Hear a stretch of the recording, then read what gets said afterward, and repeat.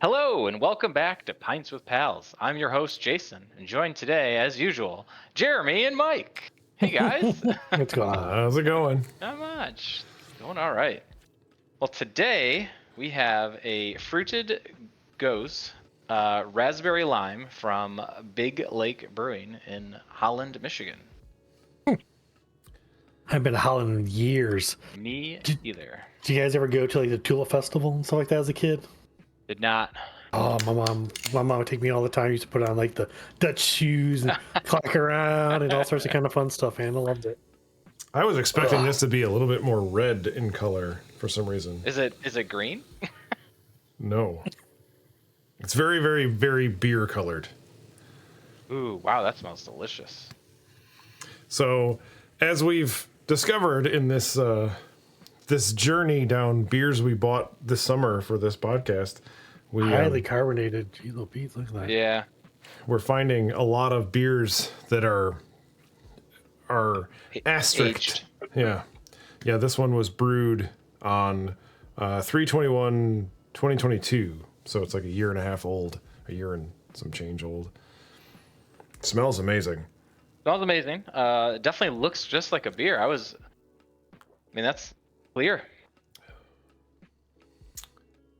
Yeah, it smells delicious. Huh.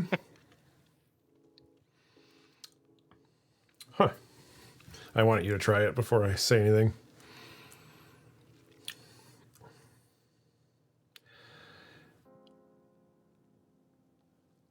Making a face. Yeah.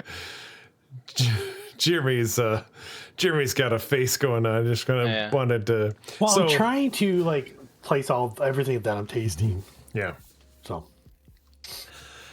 Because I drink a lot of fake, not fake. It's crystallized. So I use the True Lemon and True Lime, as we've talked about in other episodes. Go back and watch them if you want to know which ones. I can kind of taste that. Like I can taste that like crystallized lime flavor. Yeah, I get that. Yeah. I could see that. Yeah. It's not a bad thing because I really like those. True Lime and True Lemon, if you haven't tried them, are phenomenal. Not a sponsor yet. I really like them though. This got a very good nose. But yeah, it smells delicious. Very Are light. you guys getting any metallic? No. No metallic smell? I am. Smell? Oh. Yeah. No. I guess there's something. Maybe the sourness of it. I'm getting. Yeah. Yeah, I feel like that's what the lime kind of smells like to me. But I'm also always drinking it out of a Yeti or fake Yeti thing. So like I always kind of taste that metal stuff. So I'm kind of immune to it now a little bit. I'm just not getting any raspberry notes at all. I don't know. I feel like I smell raspberry. I smell raspberry. It smells very sweet. I don't know if it just kind of fizzles out in flavor or there's. Well, the last one that we had that was aged from March had no blueberry.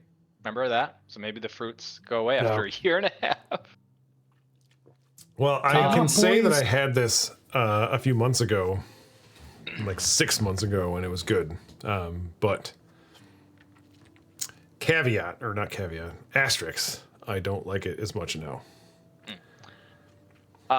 Yeah, so I guess what's everyone's rating? So Mike, you're going with thumbs down, sideways, little. I'm gonna go sideways. I'm gonna go sideways just because we waited too long to do it. I think. It is like 80 degrees outside, so. It is true. It's not as sour as I was expecting. Yeah. Yeah, that too. Yeah, it's tart. Yeah, it's definitely tart. Definitely salty. That's the flavor I'd give it.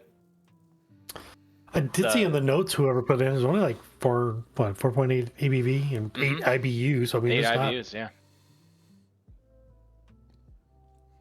Do you know what kind of hops they put in this?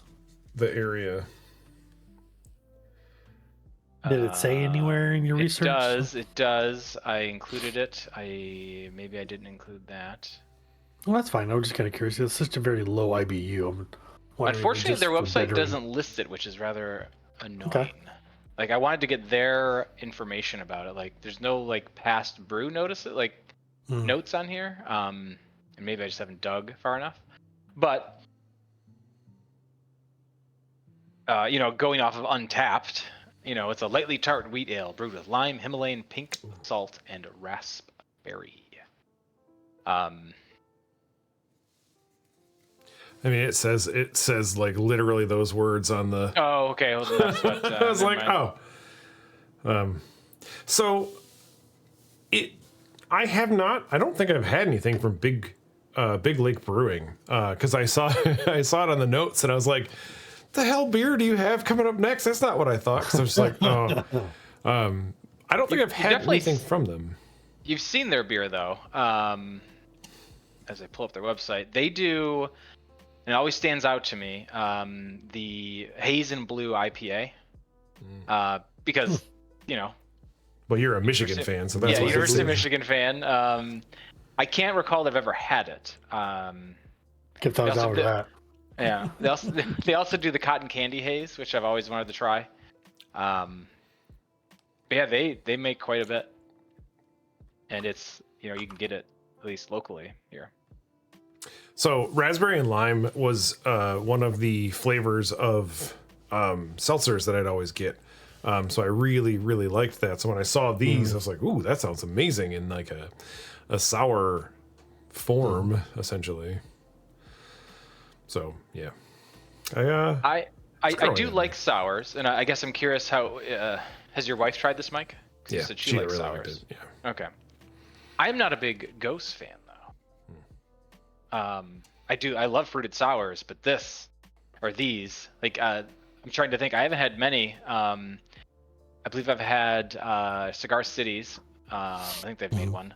I could be remembering the wrong brewery. And I know I've had Founders, and definitely was not my kind. I still wanted to try it because I do like sours, but I don't know what it is. I mean, they describe it as, this has salt in it, and that maybe it's that I don't like. It's just something I can't place it. But have you ever had Masagave? The Founders beer? Yes. Did you like that? No. Well, that's a. I know it's a tequila barrel aged beer, but it's got salt, and that's what I don't like about that. Actually, I don't like Masagave. I like it. Yeah. I love that. They beer. have a prickly pear one that's No, I don't like that one. like it goes further into the sour, and I actually like that one better than regular Masagave. It's super super sweet though. So really you have to be in the mood Jeremy. for it. Yeah. I do feel it's definitely a summer beer. Yeah, for sure. These are supposed to be spring, so we're doing spring beers just a little bit late. Just a little late. Gotcha. It did feel like spring outside, I guess. For like what the opposite side of the equator, wouldn't it be spring for them? There you go. Yeah, right. We're in It's for Australia. people Eh? down under. Put another shrimp on the bobby, or whatever they say. Or I guess it would be shrimp, a prawn. Put a prawn on there. That's Austria. Sorry. That's a bad Dumb and Dumber reference.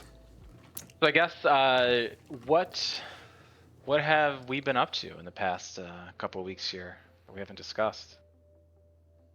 Let's see. It is kind of the end of summer, but it has been very warm. So I wonder if anyone's getting out there doing some yard work before it starts snowing and we have to deal with leaves. I actually went to October Festival in Bristol, Tennessee, and Virginia.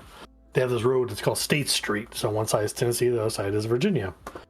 So you go there and you sign up for it. I think it was like $40 a person or something like that. Then you get a lanyard with a participant little thing on there, and it gives you a map of all of the little places to go to on there. And this is not the scale at all, by the way. And then you go there. Well, it wasn't even close. Like, it was so off. And they have there's 11 places you could go to and pull this little passport. And basically, when you go to these places, they'll stamp it and they'll give you beer. They fill them in these neat little that's good. glasses that they gave you. Yeah, it's like, I think it measured, I think it was almost like 6 ounces. That's pretty cool little, it's really heavy glass. I'm not sure what kind of style this is. It's not quite a Stein, but it could be close to a Stein style. It was pretty neat though. It was very enjoyable. So you get there, so you kind of start off like in the middle of the map for the most part. It's where you go get all your participant lanyards and blah blah. and I actually ran into one of my homebrew buddies, and we just kind of hung out together. And we went place to place. What was a real nice treat was like some places actually gave you food, so anywhere from like a small little, like half of a beef and cheddar sausage on a pretzel bun with a little bit of mustard to like a whole brat. Some places gave you a popcorn. What I was really wanted was what was it? It was schnitzel on a stick. And by the time we got there, they were already out, and like it was only halfway through. Well, it started at 2 and ends at 6, and it was only like 4:30. And they ran out. I'm like, that doesn't seem right, because they get all this information on how many participants come, so they should have made enough for all the participants, because you can't get extra stuff. You only get the one. Right. So hopefully they sent out a survey. I'm like, we need to take these fools off the list because I didn't get that. I want my rain check. I want my schnitzel. I was mad. What the schnitzel? What's a schnitzel? Then we had dumplings and what was it? Some type of beef stew. And the last place we went to was like pretzel bites and like beer cheese and stuff like that. But it's really so we had like all the Oktoberfest beers from like the major companies in the United States and only one Polliner. The Polliner was like the last time, which was brilliant. That's what I wanted. The other one that was really good was Sierra Nevadas and Yeehaws. And it was like night and day. They were the exact same colors, but one was like super malty and caramel. The other one was just bland as bland could be. Like had nothing going on for it. It was so weird. Just had those two different night and day kind of drinks. But speaking of yard work, I kind of hurt my back. Oh no! Chopping up branches from a tree that fell down. So yeah. How much what you been up to? I did the same thing essentially. My back's been messed up for a couple of months now. I gained weight. How old are you guys? Yeah, I think my back is just like nah. Pushing 50. Oh jeez. We have a hickory tree in our backyard. Hickory trees drop like nuts that are like, I don't know, golf ball sized, and we have like a family of squirrels that live up in our tree, and they just keep breaking them open. So then that's even harder to like collect. So they break them open. They're like a little tiny. They kind of look like it's like a cross between I don't even know, because like the outer shell is like the ball on the outside, and then the inside. Look up hickory nuts. Obviously, you'll figure out what they look like. But then they like chew on those, so like you can't walk barefoot in our backyard at all because they're just like little sharp shards of like nut shells. And I'm like, I spent probably 2 hours raking it up last Saturday, and I'm just like, nope, that sucked. And then like I went to mow the lawn again the next week, and it looks like I didn't do anything. I was like, this is terrible. It was the worst. It was the worst. So I think I'm gonna like build like a platform to or not a platform, but like a thing with like what are those shepherd's hooks, and then just have like a big screen that just like dumps them all into like a bucket in the center of my lawn somewhere. Catches them all. Yeah. So that sucked. Yard work sucks. Yeah. What about you, Jason? Mine was, I mean, you can see I have a desk back here, and I have my dresser in here, and this is my office, so that doesn't really belong in here.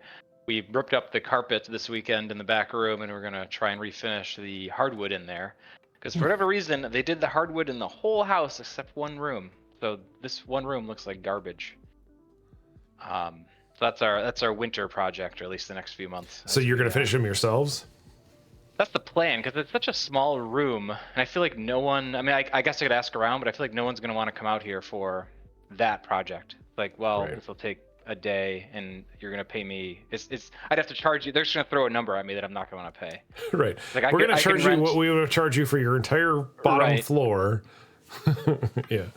And the only problem is I'm not going to be able to match, like, it's impossible to match the stain. You're going to see that where you stain. The transition. Yeah, the transition will work. So I'm going to have to either go a different color or try and get the same color and then put a transition up. But yeah, that's the only annoying part. But yeah, it's been on my to-do list forever. And we finally just said, all right, we're ripping up carpet today. Yeah, Really fun. Go ahead. Yeah. I would say it's the floor's in relatively good condition. They painted and they didn't put anything down, so it's covered in paint. But I mean, that's all going to come off when you sand it or You're drum gonna sand it anyway. anyway. Yeah. You gonna go rent one, a drum sander? Oh yeah. I was my girlfriend's like, oh, maybe we can like start like a side business and do this for like weekend projects. And I looked up how much one costs. I'm like, no. That's the price of a car. I'm not doing Well, you can that. just keep renting them and then. Well, that's true. That's true. It's like $60 a day versus $6,000 to buy one. Like, no, wow. thank you. Yeah. Plus, who knows? We may not be good at it. So. I did it once as a kid. My grandpa had actually it was a floor buffer, basically what it was, and they actually made sandy discs for those. And the thing jerks hard to the right, so you got to fight to the left the whole time you're using it. Yeah, right. So yeah, I did that. He bought a bunch of properties up in the Upper Peninsula, and like that's what we used. It was not a fun time. I was like 12 years old, so I didn't have the upper body strength, anyways. Right. So yeah, the ones that they actually come out with have like built-in dust collection too, though. So like back then you didn't care, but apparently, like sanding all that stuff is terrible for you. Mm-hmm. Oh yeah, we'll have to get some respirators and tape off the rest of the whole house. But luckily it's a back room. But that's the. Is it maple floors you got? I don't know. No. I don't know. What year's your house? 50s. It probably is maple. I would assume it's maple. Ours were red oak and Taylor. Yeah. Okay. Yeah, I mean that's a good hardwood too. So. Yeah, ours now are oak too, but you can like drop a feather and it dents the floor now because oak is not what it used to be. No, not at all. Yeah, it sucks. So in our last episode, we were talking about like backing off on festivals. There was a festival I was thinking about going to this coming up weekend, or 14th of October rather. It's $150. Jesus. Yeah, wow, that's more than any festival I go to. Right. So it's called the Burn Pile. So the Burn Pile. It's one of the biggest festivals in the United States, from what I understand. It's in Asheville, North Carolina. You get unlimited pours from 60 plus different beers out there. You get VIP exclusive rare offerings. You get 2 VIP bottles from Burial Brewing. You get glassware. You get session beers, and you get and pours off of that. You get meal tickets. You get to start like 2 hours for everyone else does. But if just general admission is like $50, okay, and that's only covers like a single pour, this, that, and the other. The people I know that are going, they're doing like the VIP stuff. I was like, man, $150? That's a lot. But yeah, whatever. But I'm not going because I'm not going to spend that kind of money. Yeah, I'm looking at the brewery lists, and I mean, a lot of them are ones that I've never even heard of, even. Right. But there are some that I'd love to try, like Trillium, Other Half. Burial would be one you'd want to try. That's a big one down in. Yeah, we had that one. You brought one up, and we tried it, and it was delicious. High Wire's another good one. Yeah, the like, we'll get press passes. It's fine. We're doing a podcast now. Oh yeah, it's free. Yeah. We'll just will be another good one too. There's a couple in Pittsburgh that I want to go to. Their Oktoberfest one was there's some of the brewers are doing theirs, this week and next. But there's a lot of Halloween ones, and they have this really cool area that used to be part of the steel factories. I think it was one of the forges that for years just has been sat there exposed to the elements, but now they've turned into like an event place. Mm-hmm. And they're doing one of their parties there, which I was like, that sounds pretty cool. But yeah, not in town for it, and yeah, the price is Also, my girlfriend doesn't like beer, so. That's the hard part. Doesn't either. I just drag her along. So like when I did the Oktoberfest in Bristol, like we got 2 of these, so I just took Ronda's. There you go. 12 ounces times 11. So are the ones not so? Did you get like tickets per booth essentially for those? So you paid like $40 or $80 or whatever you paid, and then you got like tickets for each booth, and you had to go to each booth. Like, is that how that worked, or could you just walk around and get whatever you wanted? Are you talking about the Bristol one? The one I went to? Sorry. Yeah, so it was actually individual like restaurants, bars, and tap rooms for the not breweries rather. So it was probably like a couple of mile radius. You just kind of walked around to all these places. And it was kind of neat because people were dressed up in their lederhosens and whatever the girls' dress is called. I don't know what that's called. They kind of walking around, so they all knew we're all part of this group of people that's stumbling through Bristol, Tennessee. And the cool thing is, like, Bristol, Tennessee, just like Gatlinburg, which Mike went to, it has where pedestrians have the right of ways at all times. So if you're sloshed, you can just stumble out in the street and you have the right of way. I mean, technically, I think that's like it's a rule in most places, except for like other countries and stuff. But like nobody stops, so it's like they may get in trouble for hitting you, but they'd have to hit you. You'd have to let them hit you first. Yeah. Sorry, my phone's going off. You guys can hear that. I apologize. Well, one of them is me. I sent a speaking of whatever lederhosen. What did you say? But the Oktoberfest party I went to, they dressed their dogs up. I thought that dog is not amused at all. No, that dog is over. It's like, I don't even know why I'm here today. Yeah, it's like, get this off of me. I need to poop, and this is blocking my poop. I need to poop, and it's like a Play-Doh factory making spaghetti. Where does my poop go? So, Jeremy, do you have yes, sir. A Gose recipe? I'm curious. I have one. I just kind of looked at a few of them. I don't know how good it's going to taste because I feel like it's missing like the souring agent. But basically, it's like a 60-40 split between like a wheat and Pilsner malts. And that could be why you don't like these so much, Jason, because you're not a big fan of wheat beers in general. Me either. I'm not sure how you would change that to get around that. I guess you could do 60 Pilsner, 40 wheat, but I feel like it still might not taste right. So, like, there's only one hop edition. It's the Halito, whatever, for 60 minutes.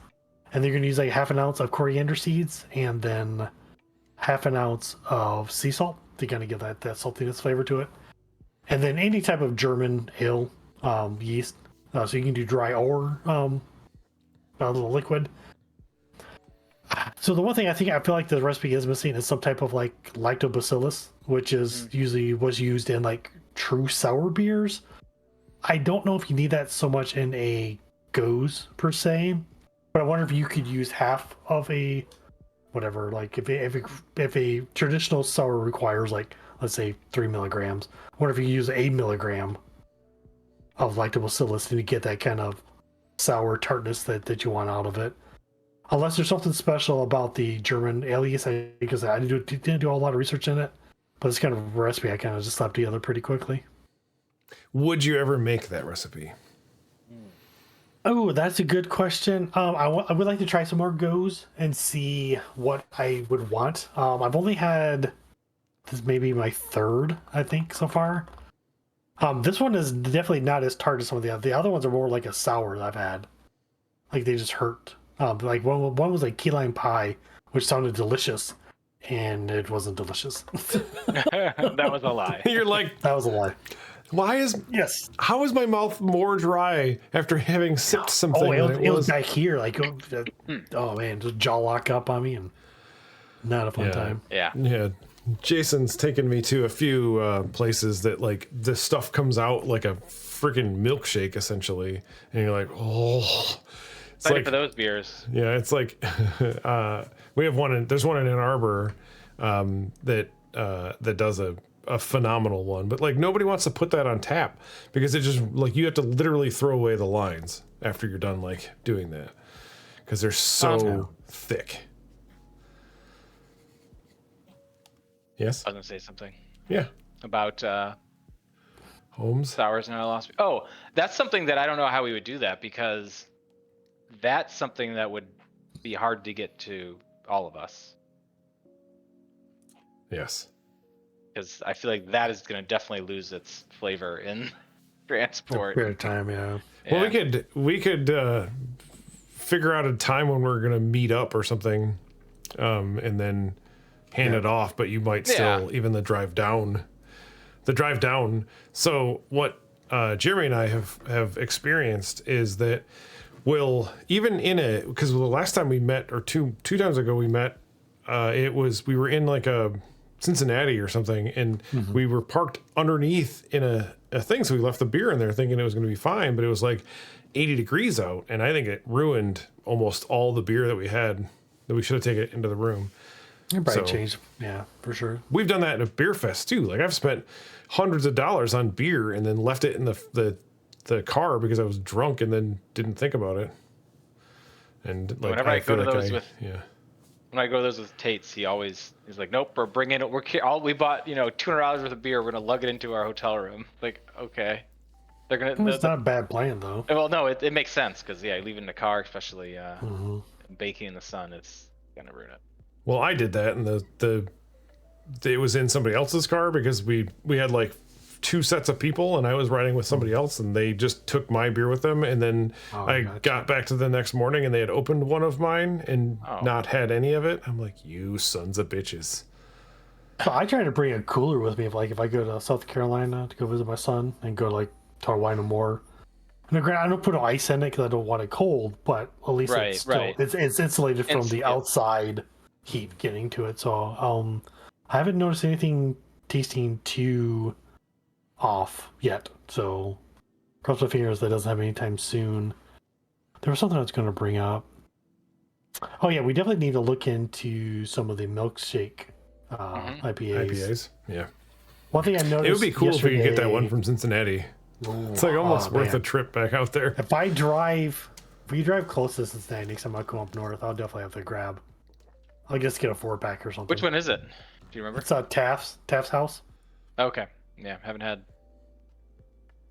Oh, so good. Oh man, like Mike's like, I don't want this. Like, dude, it's good. You don't like it?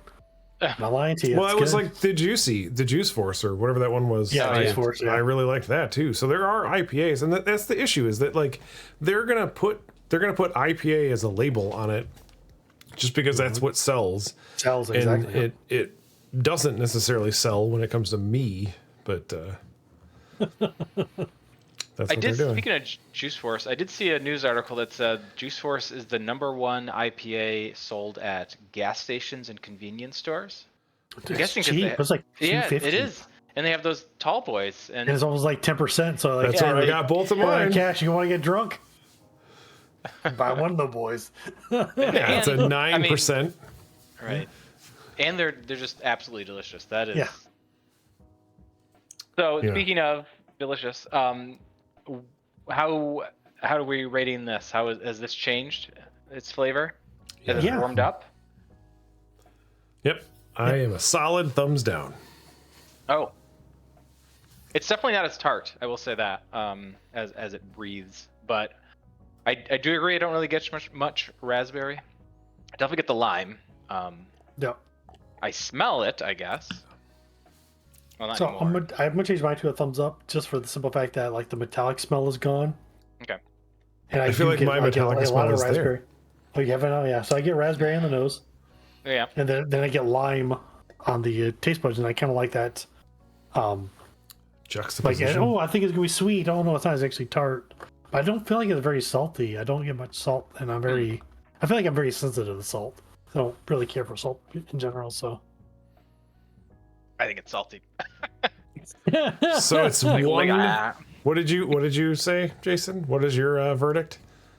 I was sideways. I mean, I would. I think it's something I could drink on a hot day, being out with people. I'd have it as a summer beer, but I don't necessarily love it. But like I've said, Gose aren't necessarily my favorites. Yeah. So I'm like a half. So we got a 1.5 pals on the end of it. 1.5 pals. I would say that if we went to this brewery, my wife would most likely get it, and I would have a sip of it, and that's enough for me. Like I would have a sip of it and probably enjoy it, but I would not want a full. I would not buy a full. I would not buy another can of it. I would not buy another. I might in the summer buy a. Whatever this is. What's the name of our podcast? Pints with Pint. Pals? I might buy a pint of it. I mean, it's very light. I mean, it's what 4.8. Yeah, 4.8. Yeah. Not very bitter, but the sourness is that's what gets me. The sourness and saltiness. I'm gonna say if you don't like it, just go get a separate Coors Light or something. That'd be about the same ABV. Well, I'm just saying, like, if I were to go there, I would probably drink it if, depending on what else they had on tap or whatever. I would probably want a sip of it at least, because I'm like, oh, I've had that before, so I want to try it again. What's the name of the company again? So this is Big Lake Brewing. And I guess we didn't talk much about the brewery. This is their first beer that we've had. We did talk about a couple of their beers. So really quick here at the end. They are a very new brewery, 2013. So they're just about 10 years old. To me, that's new. Yeah. In their current tap room, I mean, I'm getting all this from an article, so it's not like I know much, but they purchased that in 2017. And they tripled their capacity in those first 3 years. So they're definitely around. And I mean, I've seen them, and their cans look very, very pretty. The cotton candy one and the haze and blue. Yeah, I'd be down to try more of theirs. They have a lot. 22 beers on tap at their. Wow. Are they all theirs? Yeah, it's all theirs. Wow. So one I would think would be really cool to try would be the Ryko IPA. I think Mike might get a kick out of that one just because it's different. It's not like rye beers themselves are just a unique flavor. We'll definitely have to go down that one here shortly as well too. Start finding some of those. Yeah, because even rye lagers are just a different animal altogether. But on that note, sorry. Don't forget to have some pints with your pals. Please drink responsibly. Like, comment, join the Discord. Let us know what we should drink next. Exactly. Comment. Cheers. Cheers. Cheers. Thanks.